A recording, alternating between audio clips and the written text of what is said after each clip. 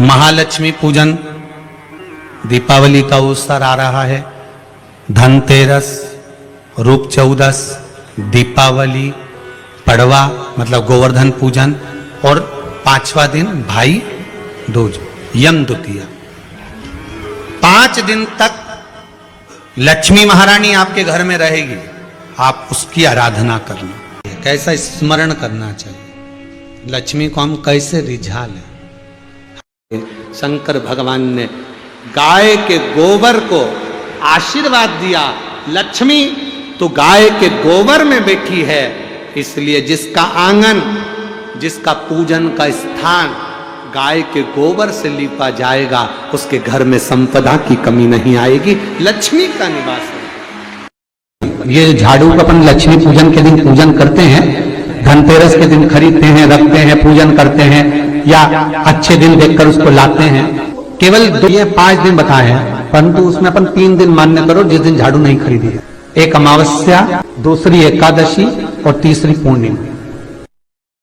शास्त्र कहता है मंथन के समय पर जब शीतल तत्व की प्राप्ति हुई, उसमें बुआरी की भी उत्पत्ति हुई। ये जो झाड़ू को अपन लक्ष्मी पूजन के दिन पूजन करते हैं, बुआरी झाड़ू जो अपन लक्ष्मी पूजन के दिन रखते हैं, धनतेरस के दिन खरीदते हैं, रखते हैं, पूजन करते हैं, या अच्छे दिन देखकर उसको लाते हैं, तो केवल 2 दिन ऐसे होते हैं, इतनी 3 वैसे तो ये 5 दिन बताए हैं, परंतु उसमें अपन 3 दिन मान्य करो जिस दिन झाड़ू नहीं खरीदी है।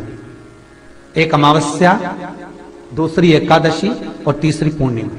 बाकी के समय पर बुआरी झाड़ू जो है अमृत तत्व की प्राप्ति के लिए, शीतलता के लिए रखी जाती है। घर में क्यों रखते हैं झाड़ू? शीतलता देने के लिए। इसलिए झाड़ू को दरवाजे के पास नहीं रखते, झाड़ू को खड़ी नहीं रखते। जब भी झाड़ू रखी जाती है, आड़ी रखी जाती है, और जिस दरवाजे से हम निकलकर बाहर जा रहे हैं उस दरवाजे के पास कभी झाड़ू नहीं रखी जाती, भीतर के तत्व में रखी जाती। बुआरी की उत्पत्ति, झाड़ू की उत्पत्ति, शीतलता की उत्पत्ति महाराज ये मंथन के समय से। इसलिए आज भी धनवंतरी के दिन, धनतेरस के दिन, जिस दिन अमृत निकला था, उस दिन झाड़ू की पूजन होती है।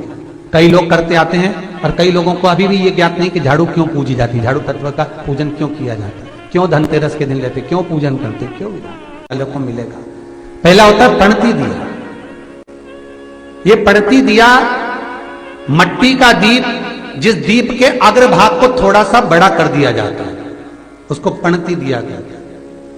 ये पणती दिया जब भी भगवान के सामने लगाया जाता है, तो इस दिए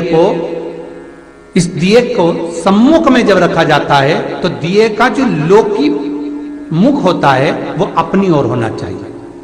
महाराज पणती दिए की जो लो है, बाती है, उसका मुख अपनी ओर होना चाहिए। विष्णु पुराण कहती है अगर इस दिए की बाती भगवान की ओर रहती है तो हमें तपन की अनुभूति होती है, पर इस दिए की बाती जब हमारी ओर होती है तो हमारे शरीर में कोई बड़ी बीमारी आने वाली होती है, तो वो कट जाती है।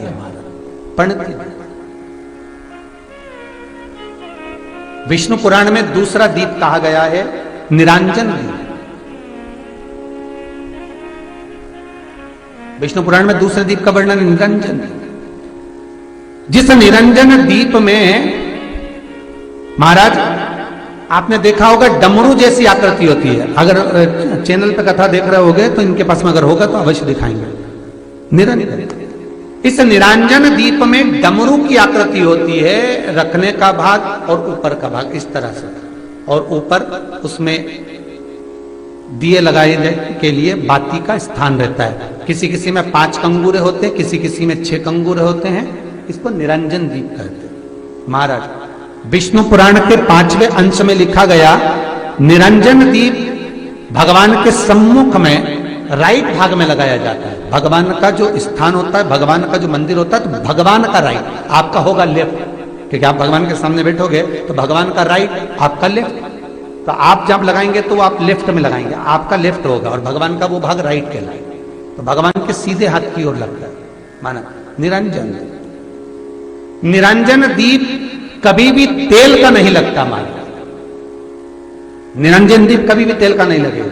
हाँ, यह हो सकता है कि बटी निरंजन जो दीप होता है उसमें तेल डाल सकते हैं। बटी निरंजन दीप जो होता है उसमें कंगूरे नहीं होते। बटी निरंजन दीप केवल गोल होगा, ऊपर से डमरू जैसी आकृति होगी, डमरू जैसा होता है। ऊपर से उसमें कहीं कंगूरे नहीं होते। महाराज अगर आप चैनल पे देख रहे होंगे तो बटी निरंजन दीप का भी वर्णन आपको दिखाया जा रहा होगा। बटी निरंजन जो दीप होता है वो केवल डमरू की आकृति में होता है, उसमें कोई कंगूरे नहीं होते। पर निरंजन जो दीप होता है उसमें कंगूरे होते हैं। तो जो निरंजन दीप होता है उसमें कभी तेल नहीं डाला जाता, निरंजन दीप को हमेशा घृत से ही लगाया जाता है। पर बटी निरंजन जो दीप होता है उसमें आप तेल डाल सकते हैं। बटी निरंजन दीप जो लगाएंगे वो तेल का लगा सकते हैं, पर निरंजन में कभी तेल नहीं डाला जाता। क्यों नहीं डालते? विष्णु पुराण कहती है निरंजन दीप के अंदर अगर तेल की बाती लगाया जाता है तो 1 रुपया कमाते हैं, 1.25 रुपये खर्च होगा। घर में 10 लोग भी कमा कर लाएंगे तो पैसा नहीं दिखेगा, घर में रुपया टिकता नहीं है। अर्थात निरंजन दीप में आप तेल की बाती लगा रहे हो, ये सिद्ध हो चुका है। अब अगर आप यही बात किसी जगह पर पूछोगे, किसी आचार्य से पूछोगे हमारे यहाँ ऐसा हो रहा है, तो वो कहेगा तुम्हारी ग्रह दशा खराब हो रही है, तो उसने अंगूठी पहना दी। अंगूठी पहनाने के बाद भी घाटा खा गए, फिर पूछोगे महाराज हमने तो अंगूठी पहनी, नीलम पहना, पुगराज पहना, ये पहना, वो पहना, आराम नहीं लगा, तो कहा तुम्हारे यहाँ वास्तु का दोष है। वास्तु भी सही करवा लिया, उसके बाद भी सुख नहीं मिल रहा। अर्थात आपके दिए में जो आप बाती लगा रहे हो उसमें कुछ कमी है, उसको पहचानो। चतुर जो डॉक्टर होता है वो जरा सी देर में पकड़ लेता है कि इसको प्रॉब्लम हो क्या रही। मतलब आप 1 रुपया कमा रहे हो, 1.25 रुपया अगर खर्च हो रहा है तो निरंजन जो दीप है उसमें तेल की बाती लग रही है, ये पक्का है, ये पक्का है।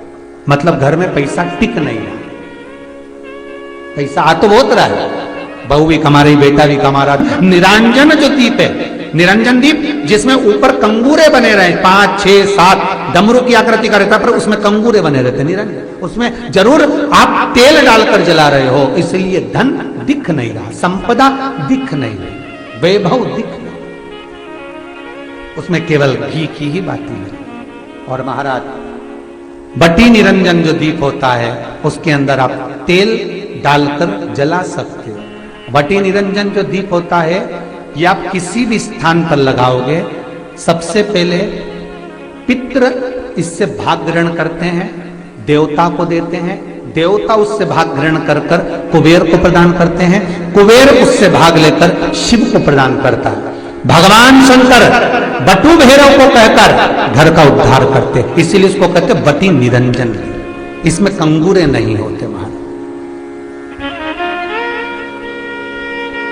बटी एक कुबेर निरंजन भी होता है, दिए में स्टैंड होता है, पकड़ने की जगह होती है, आगे उसमें चोंच लगी रहती है, उसको कुबेर निरंजन दीप कहते हैं। कुबेर निरंजन दीप महाराज जब भी जलाया जाता है, इस तरह का दिया अगर किसी के घर में हो कुबेर निरंजन, जिसमें स्टैंड होता है, ऊपर होता है, थोड़ा लंबा होता है, आगे लंबाई निकली रहती है। कुबेर निरंजन टीवी पर आप दर्शन कर रहे होंगे तो कुबेर निरंजन जो दीप होता है उसमें आगे भाग लंबा रहता है और पकड़ने का स्थान होता है। तो कुबेर निरंजन दीप घी का लगाओ चाहे तेल का लगाओ, उसमें लौंग या काली मिर्च, काली तिल या चावल, पूजन वाली जगह में जो चावल रखे उसका 2 दाना चावल का या फूल की पत्ती, कुछ भी उस कुबेर निरंजन दीप में डालना जरूरी होता है, जिससे हमारे घर में भंडार सदा भरा रहे। अगर कुबेर निरंजन दीप खाली जलता है, आपने कई जगह मंदिरों में देखा होगा कुबेर निरंजन दीप डालते हैं तो उसमें थोड़े 2 दाने चावल के डाल देते हैं, कुछ नहीं डालता तो एक सिक्का पटक देते हैं, एक का कलदार पटक देगा, कोई चवन्नी पटक देगा, कोई 5 पैसे पटक, पर पटकेगा। कुबेर निरंजन दीप खाली नहीं, समृद्धि देगा, की अनुभूति कराएगा, सुख को देगा। मट्टी के जो गोल दिए होते हैं, माटी के महाराज, इन गोल दिए का जो प्रमाण हमारे यहाँ शास्त्र कहता है, ये चौहो दिशा को सुख प्रदान करने वाले होते हैं। इसकी बात ही आप कहीं पर भी लगा सकते हैं, किसी भी स्थान। आटे का जो दिया बनाते हो घर के अंदर, कभी आपने पूजन करी होगी तो आटे के दिया बनाओगे। अभी आप बैकुंठ अपने कार्तिक पूर्णिमा के दिन विसर्जन करने जाओगे, घाट पर लगाने जाओगे आटे का दिया, तो आटे का जो दिया लगाते हैं, इसकी बाती हमेशा याद रखो कि अगर 4 दिए लगा रहे हो तो चारों दिशा में बाती होना चाहिए उसकी, मतलब बाती एक ही रखो पर 4 दिए को 4 दिशा की ओर निर्मित कर रख दीजिए, उसका मुख उतार। आटे के दिए में कभी भी चोंच नहीं बनाना चाहिए, अर्थात बत्ती रखने की जो चोंच होती है आटे के दिए में कभी नहीं बनाना, बिल्कुल गोल बनाना चाहिए और उसको फिर विसर्जन की ओर आप लेकर जाओ या देवता की ओर लगाओ, जहां लगाना है, पर उसमें चोंच नहीं होना चाहिए। जिस आटे के दिए में चोंच बन जाती है उसको बलि का भाग ग्रहण करने वाले देव उसको प्राप्त कर लेते हैं, तो उसका पुण्य हमारे खाते में नहीं आता। इसलिए आटे का दिया जब भी लगाए संपूर्ण गोल। जैसे हमारे यहाँ झाड़ू की महत्वता कही, जो झाड़ू होती है बुआरी होती है, जिस झाड़ू को अपन झाड़ते हैं, ये महाराज 3 जगह पर नहीं रखना चाहिए। कितनी जगह पे नहीं रखना है? 3 जगह। पहला, जिस कमरे में पति पत्नी दोनों सोते हों उस कमरे में झाड़ू कभी मत रखना, क्योंकि पति पत्नी में क्लेश बना ही रहेगा, आपस में प्रेम स्नेह नहीं रहेगा। जिस कक्ष में पति पत्नी सोते हों रहते हों उस कमरे में झाड़ू कभी नहीं होना चाहिए, बुआरी नहीं होना चाहिए। दूसरा, जिस कक्ष में हॉल में लोग आकर बैठते हों और वहां कोई सोफा सेट लगा हो, कोई पलंग लगा हो, उस पलंग के नीचे, उस सोफे के नीचे झाड़ू नहीं होना चाहिए। सास और बहू का संबंध अच्छा नहीं रहता, विवाद होगा ही, ये पक्का है। तीसरा, अन्नपूर्णा का स्थान जहां पर भोजन बनता है, आप भोजन करते हो, रसोई घर में झाड़ू नहीं होना चाहिए। कारण बच्चों में क्रोध आएगा, चिड़चिड़ प्रवृत्ति बनी रहेगी और बेटा और बेटी संबंध आप करना चाहते हो समाज में, और बच्चे गलत जगह पर संबंध करने के लिए आतुर रहेंगे। इसलिए रसोई घर में बुआरी झाड़ू नहीं। बहुत ध्यान दीजिएगा महाराज, कई लोग गिफ्ट में गणेश जी दे देते हैं। शास्त्र कहता है जिसने अपने जीवन काल में, आपको पहले भी कथा में कहा था, एक आंवले का वृक्ष, एक गणेश जी की मूर्ति, आंवले का वृक्ष, गणेश की मूर्ति, एक कुबेर का स्टेचू भी आता है, जिसको कंधे पे पोटली रखी हुई स्टेचू आता है, वो गंजा बाबा रहे सो क्या बोलते हैं, हम लोग कहते हैं कुबेर स्टेचू बोलते हैं। ये भी गिफ्ट में नहीं दिया जाता। महाराज, यदि गणेश की मूर्ति, गणेश की प्रतिमा, गणेश का फोटो हम किसी को गिफ्ट में दे देते हैं तो हमारे घर की संपदा उस तारीख को लिखकर रखना, उसके बाद में धीरे धीरे मंदिर में जब दिया लगाओ और मंदिर में जब दीप प्रज्वलित करो, उस समय पर जब मंदिर में दीप लगाएं और मंदिर में जब दिया प्रज्वलित करें, अगर गोल बाती है तो वो तो दिए के बीच में ही होगी, फूल बाती है तो वो दिए के बीच में होगी। और मान लो अगर लंबी बाती लेकर गए हो, लंबी बाती को लेकर पहुंचे हो, तो अगर दीप लगा रहे हो, कामना रखकर लगा रहे हो कि मेरी ये कामना है, तो वो दीप का, बाती का मुख अपनी ओर रखना, पर कोई कामना नहीं। हम भगवान को केवल इसलिए रिझा रहे हैं कि मेरा भोलेनाथ मेरा भंडार भरे और मेरे घर में सुख समृद्धि दे, तो दीप की बाती का मुख भगवान की ओर होना चाहिए कि हमने तेरे भरोसे पर छोड़ दिया। अब हम किसी से नहीं पूछेंगे कि हमें क्या करना है, ये दीप की जो बाती का मुख है वो आपकी ओर है। अर्थात मेरा जो जीवन है, मेरा जो संपूर्ण परिवार है, मेरा जो कुटुंब है, मेरा जो कबीला है, मैं जिस घर में निवास करती हूं, मैं जिस घर में रहता हूं, उस घर का संपूर्ण कारभार सब तुम्हारे भरोसे पर है। तो बाती का मुख कहां हो गया? भगवान की ओर हो गया। बाती का मुख फिर भगवान की ओर हो गया। पर ज्यादातर लोग दिया जो लगाते हैं ना, वो अपनी ओर बाती करके ही लगाते हैं। मतलब इनकी कामना चलती ही रहती है 24 घंटे।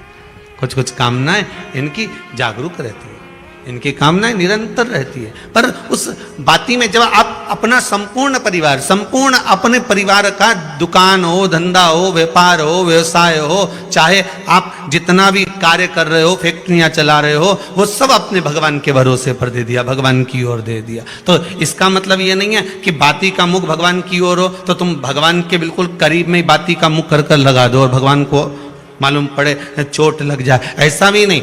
जब भी दिया लगता है, आप बहुत ध्यान देना महाराज, अगर भगवान जिस स्थान पर बैठे हुए हैं, अगर दिया हमको रखना है, भगवान जहां विराजमान है, दीप जब भी रखा जाता है भगवान के सामने तो अपन जहां विराजमान है उससे भगवान और अपने बीच में कम से कम 2 बीता की दूरी तो होना ही चाहिए, जिससे भगवान को भी चोट ना लगे, भगवान को भी घात ना लगे। तुलसी महारानी को जो दिया लगाया जाता है वो तुलसा महारानी से दूर लगाना चाहिए। तुलसी के क्यारे में दीप लगाने का प्रमाण नहीं है कि तुम तुलसी के क्यारे के अंदर दिया लगाओ। पहले तो ऐसा नियम था कि तुलसी का जो क्यारा बनता था उसमें एक नीचे अलग से दिया रखने की जगह बनती थी, तो उसमें दिया रख दिया जाता था। आज के जमाने में इतनी जगह ही नहीं कि वह में रखो, तो लोग वो कुंडा में धर के आ जाए। अब वो कुंडी में रख के आए, मालूम पड़े तुलसी महारानी का पत्ता मुरझा जाता है, तुलसा महारानी भी ऐसी मूर्छित हो जाती है, तुलसा महारानी भी चारों तरफ से वो दिए की लो से जल जाती है। ऐसा दीप लगाने का कोई फायदा नहीं, ऐसे दीप की कोई महत्वता नहीं है। किसी को कष्ट देकर, किसी को परेशान कर कर, देवता हो चाहे आप हो, आप किसी को कष्ट देकर, किसी को परेशान कर कर अगर भजन कर रहे हो तो उसका कोई सुख नहीं है हमारा, उसका कोई आनंद नहीं है। किसी को भी कष्ट देकर अगर आपने भजन भी किया, यज्ञ भी करा, दान भी करा, पुण्य भी करा, सत्कर्म भी करा, भजन भी करा, उसका कोई तत्व नहीं, कोई मोल नहीं। पहले भी कथा में कहा, माता लक्ष्मी को, नारायण को लक्ष्मी किसने दी है? भगवान शिव ने। लक्ष्मी जी तो भगवान शंकर के पास आ रही थी क्योंकि माता ख्याति इनको दे रही थी, पर माता ख्याति से शंकर भगवान ने कहा कि भगवान विष्णु को लक्ष्मी जी दीजिए। जो लक्ष्मी भगवान विष्णु को प्राप्त हो सकती है, क्या लक्ष्मी हमारे घर में नहीं आ सकती? 5 दिवस तक आप माता लक्ष्मी की आराधना करिए, उसको अपने घर में बुलाने का प्रयास करो। श्री शिवाय नमस्तुभ्यम। 5 दिन तक आप भी शंकर का अनुमोदन करो, श्री शिवाय नमस्तुभ्यम बोलो, लक्ष्मी की आराधना करो, घर में काम करते रहो, पपड़िया बनाओ, गुजिया बनाओ, जो बनाना है बनाओ, पर उस शंकर का अनुमोदन कर कर बनाओ और लक्ष्मी जी का अनुमोदन करते रहो, स्मरण करते रहो, जिससे मां हमारे घर में विराजमान। लोगों से निवेदन रहेगा, सब दीपावली का पर्व बड़े धूमधाम से मनाना। दीपावली के पूजन का ज्यादा बड़ा रूप में तो हम विस्तार वर्णन नहीं करेंगे। शिव महापुराण की कथा कहती है, जिस कुएं में, जिस बावड़ी में, जिस नदी में रोज पानी आता रहता है, वहां का पानी भी स्वच्छ रहता है। जिसमें निरंतर धार बनी हुई है, थोड़ी थोड़ी जिर बनी हुई है, तो पानी उसमें लगातार आ रहा है, और पानी उसमें लगातार आ रहा है ना, तो उसमें इकट्ठा हो रहा है, तो उसमें से आप कितना ही पानी निकालते जाओ, उसमें पानी आता जाएगा, तुम्हारे निकालने में चलता जाएगा। भगवान से यह मत कहना कि तुम एक बार दे दो।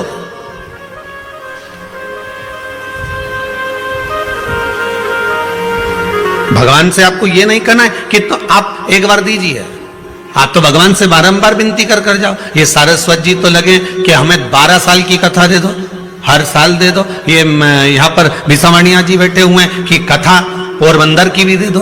तो ये बाबा से ये नहीं कहना कि हमको एक बार इतना दे दे, हम बस एक बार तुझसे मांग रहे हैं। नहीं नहीं, नहीं। हम आप लोगों से बार बार कहते हैं, अपने घर के दरवाजे पर लिख दो श्री शिवाय नमस्तुभ्यम। दीपावली पर स्टीकर चिपका दो, श्री शिवाय नमस्तुभ्यम। दरवाजे पर बंदरवाल बांध दो, श्री शिवाय नमस्तुभ्यम। अगर कोई दरवाजे के सामने से निकलकर जा रहा होगा और मान लो उसका समय भी आ गया होगा, प्राण छूटने का भी समय आ गया होगा, तो दरवाजे पर यदि उसने भूल से भी पढ़ लिया तो वो नरक नहीं जाएगा, उसका परम पद वैकुंठ तक हो जाएगा। इसीलिए श्री शिवाय नमस्तुभ्यम का स्मरण करो। कोई अपने काम के लिए जा रहा है, काम नहीं हो रहा, तुम्हारे दरवाजे पर पढ़ लेगा श्री शिवाय नमस्तुभ्यम, उसका राग खुल जाएगा, उसका कार्य सफल हो जाएगा। वो मंत्र का उच्चारण मूल है। दीपावली की लक्ष्मी पूजन कब सार्थक है? तो शिव महापुराण की कथा कहती है, तुम्हारे घर की लक्ष्मी जब प्रसन्न होगी, जब तुम्हारे घर की बहू और बेटी की रक्षा होगी और उसको सम्मान मिले। मालूम पड़े घर की बहू को सम्मान ना मिले और लक्ष्मी को घर में बुला रहे हो, तो बहू का आदर नहीं कर पा रहे तो लक्ष्मी का आदर कैसे हो? नियम बनाओ, अपने भीतर एक विश्वास प्रकट करो कि लक्ष्मी पूजन पे मैं अपनी बहू को, अपनी बेटी को, घर की नारी को, घर की स्त्री को सम्मान दूंगा। जब घर की नारी का सम्मान होगा तो लक्ष्मी माता तो खूब कृपा करेगी, टूटमान होगी, खूब करेगी। उम्र यदि बढ़ाना है तो 3 जगह पर बैठना चाहिए। जिस व्यक्ति को अपनी उम्र बढ़वाना है, जिस व्यक्ति को अपनी उम्र बढ़ाना है और जिस व्यक्ति को अपने जीवन में सुख पाना है तो 3 जगह पर बैठना प्रारंभ करो। पहले नंबर पर अपने माँ बाप के पास में जाकर थोड़ी देर बैठना प्रारंभ करो, उनका आशीर्वाद मिलेगा, उम्र बढ़ना प्रारंभ। कुछ देर अपने माता पिता के पास में जाकर बैठो तो तुम्हारी उम्र बढ़ेगी। दूसरे नंबर पर उम्र बढ़ाना चाहते हो, वैभव चाहते हो तो मेरे देव अधिदेव महादेव के शिवालय में, मंदिर में, कथा में थोड़ी देर जाकर बैठना प्रारंभ करो, तुम्हारी जिंदगी का सुख प्राप्त होगा। तीसरे नंबर पर अपने सतगुरु के चरणों में, अपने गुरु के चरणों, अपने गुरु महाराज के चरणों में जाकर थोड़ी देर बैठना प्रारंभ करो, थोड़ी देर।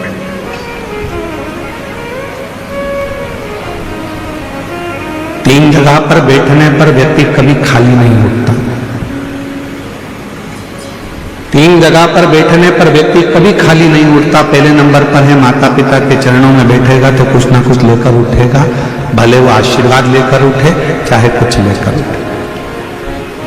मेरे देव अधिदेव महादेव के चरणों में जाकर बैठा है तो शिव की कृपा लेकर उठेगा, और गुरु के चरणों में जाकर बैठा है तो ज्ञान लेकर उठेगा। वो जिंदगी में कुछ ना कुछ लेकर उठेगा, उठेगा।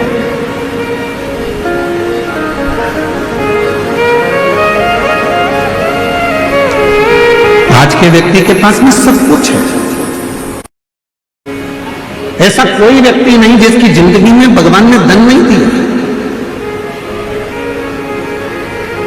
हम आपसे पूछें, जब से आपने शिव महापुराण की कथा को सुनना प्रारंभ करा, जब से आपके घर के व्यक्ति ने 1 लोटा जल शंकर को चढ़ाना प्रारंभ करा, उसके बाद का समय निकालो और उसके पहले का समय निकालो। जब आप शंकर के मंदिर नहीं जाते थे, शिव जी को 1 लोटा जल नहीं चढ़ाते थे, शंकर की आराधना नहीं करते थे, शिव जी की कथा नहीं सुनते थे, उसके पहले का समय निकाल कर देखना कि कितना कष्ट का समय था। और रोज कुछ न कुछ प्रॉब्लम चलती थी, पैसा हाथ में टिकता नहीं था, परेशानियां घेर कर रखती थी। पर जब से आपने शिव जी के मंदिर में 1 लोटा जल चढ़ाना प्रारंभ करा, जब से आपने शंकर जी की आराधना करना प्रारंभ करी, जब से आपने श्री शिवाय नमस्तुभ्यम बोलना प्रारंभ करा, जब से आपने शंकर की कथा को सुनना प्रारंभ करा, जब से आपने शिव जी पर विश्वास करना प्रारंभ करा, उसके बाद का समय निकाल कर देखना कि सामने समस्या भी आती है तो उसका हल चुटकी में हो जाता है, बीमारी भी आती है तो उसका हल निकल जाता है, तकलीफ भी आती है तो उसका हल निकल जाता है, कष्ट भी आता है तो उसका हल निकल जाता है। क्यों? क्योंकि आपने पूर्ण भरोसा, आपने पूर्ण विश्वास शंकर पर कर लिया, आपने पूर्ण भरोसा देवाधिदेव महादेव पर कर लिया। और जिस व्यक्ति ने अपनी जिंदगी में शिव पर भरोसा कर लिया तो उसके जीवन के सारे दुख, सारी तकलीफ, सारा कष्ट, सारी बीमारी देवाधिदेव महादेव की हो गई। उसने अपनी जिंदगी को सार्थक